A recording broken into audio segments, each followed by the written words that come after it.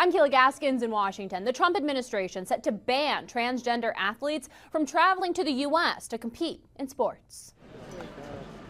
The U.S. State Department now ordering officials to deny visas to transgender athletes attempting to come to the U.S. to compete. 2-1, she gets it. The Daily Mail obtaining a copy of the memo.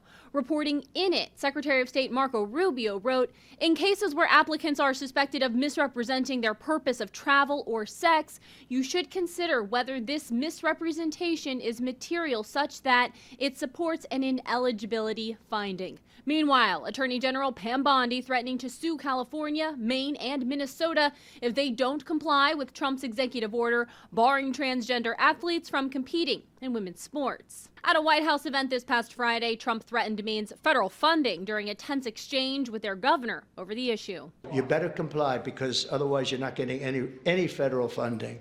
See you in court. Every state, good, I'll see you in court. I look forward to that. That should be a real easy one. St. Clair's KABB spoke with activist Riley Gaines, who's fought to keep men out of women's sports. She says while this administration has made progress, there's still work to do. I definitely believe we are making good strides, but I believe the war on common sense, the war on woke, the war on women, the war on children, it's certainly far from over. Over at the NSA, the new director of national intelligence, Tulsi Gabbard, said more than 100 intelligence officers are about to be fired for taking part in sexually explicit discussions about transgender experiences on official agency communication platforms. In Washington, I'm Kayla Gaskins.